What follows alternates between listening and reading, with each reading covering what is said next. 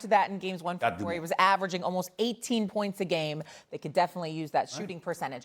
Let's go to what we saw from Detroit last night. Okay, Cade Cunningham, 45 points. And the Pistons avoided elimination last night against the Magic. Detroit never trailed in this game, although it did come close a few times. Paolo Banchero also dropped 45 points, marking the second time in NBA history that two #1 draft picks have scored 40 or more points against each other in a game. The others being Shaq and AI in the 2001 finals. Okay, Game 6 will be in Orlando on Friday. Talk about being down in a series. The Pistons were down 3-1 in this series. They're trying to claw their way back into it. Can they do it? Can Cade Cunningham put this team on their back and they do it? Yes, he has to.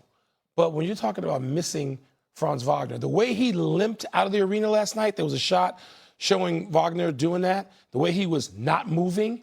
If you tell me that Franz Wagner is going to be himself and what he was early in this series when they built that 3-1 lead, I would tell you Orlando's going to wind up moving on. But if Wagner's not going to be available, and again, the way he limped out of there last night, it did not look like he will be, certainly not in Game 6.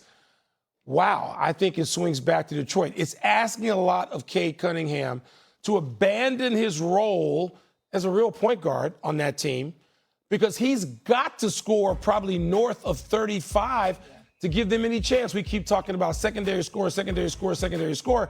It's not like Jimmy Bickerstaff can go to the pen and bring that guy in. It's got to be Cade. But if Cade's going to play like that, if he's got at least one more in him, and Wagner's not out there, I'd like Detroit to continue to move ahead in this series. Tobias Harris helped out as well. Tobias Harris did, but they still need more. Well. Yeah, they need more than that. Go ahead, Stephen A. Very simple. It's very simple for me.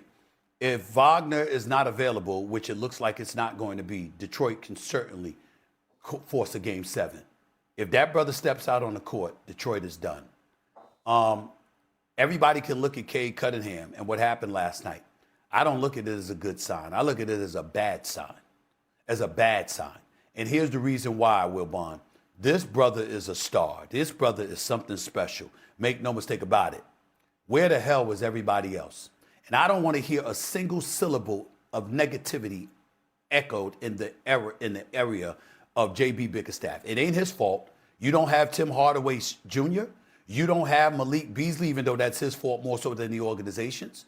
You don't have these guys. Come on now. What have you given him to work with? Yeah, they were the #1 seed and they won 60 games, but and J.B. Bickerstaff did a great job once Cade Cunningham went down with that, the liver injury, and I get that.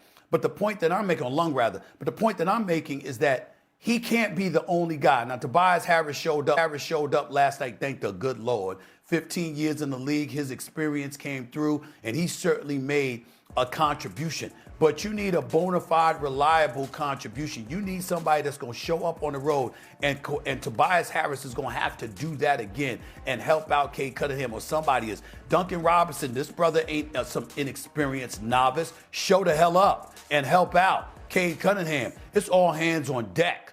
And offensively, we know that Detroit is rough. They can play some defense. They've got some size. Jalen Durham, we like him a lot, but he's only averaging 10 points in this series. He has not been impressive at all. He certainly hasn't been the all-star caliber player we saw during the regular season, but that's okay because his upside is tremendous. And we got it. And he's a big man, on your front court. That's not who you're looking for. You're looking for somebody on the perimeter who can put the ball on the floor, create their own shot, wreak havoc that way, and not allow Orlando to feed off of that crowd momentum, elevate their defensive tenacity, and be all up in Cade Cunningham's back pocket. The man's going to need help in Orlando. It's the bottom line. We've seen the great ones, whether it's Kobe, it's Shaq, it's MJ, or anybody else. Wilbon, you know this better than me.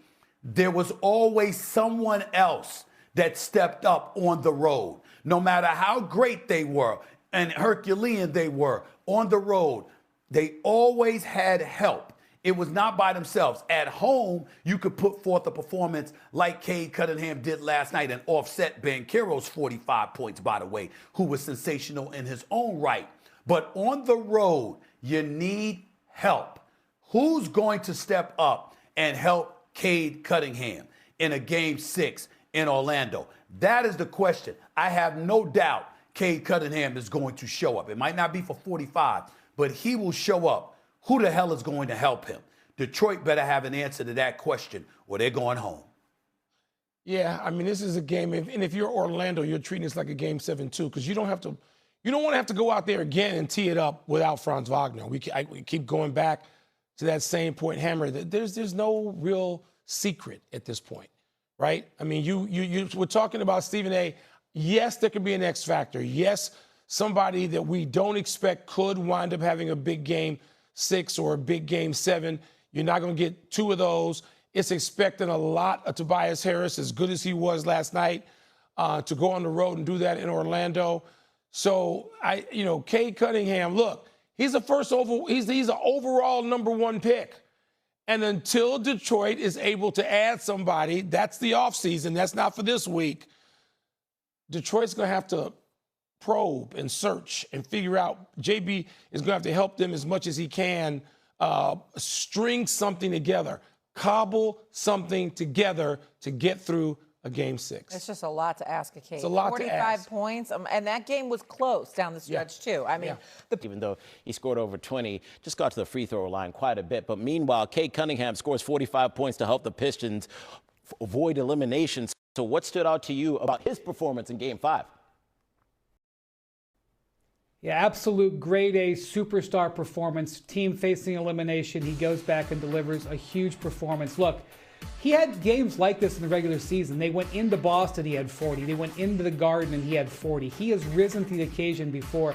The big thing that freed up his game here is three-point shooting. He had actually been shooting the three-pointer pretty well in this series. He just hadn't been looking for it as much. He was able to get that three-pointer going. That freed up some of the transition and some of the drives.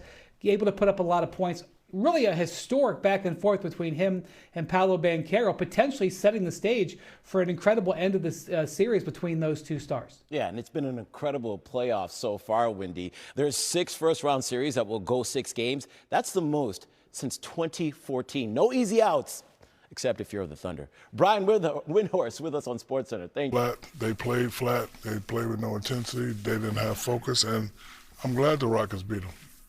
We know what it needs to be done to win the championship. LeBron knows that. I'm surprised that they didn't come out with that effort and intensity, and I'm super disappointed in the Lakers. The Lakers know they're not going to win Game 6. Why do we know that? Why would we know that if you're the Lakers? Because the Rockets got all the momentum.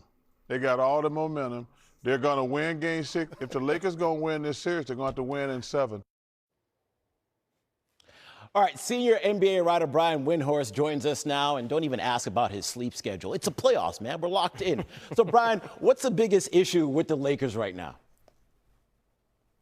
They can't score. You know, if you look at what you need against the Rockets, you get 100 points, you're going to be in pretty good shape, especially without Durant. Lakers haven't cracked 100 points the last couple of games. There's a few things going on there. Luke Kennard, who was obviously huge for them, scored 50 points over the first 2 games. The Rockets have turned him off. He's 1 of 11 shooting over the last 3 games. Last night didn't make a single basket. Marcus Smart, who again was huge offensively earlier in this series, he had twice as many turnovers as he did baskets last night.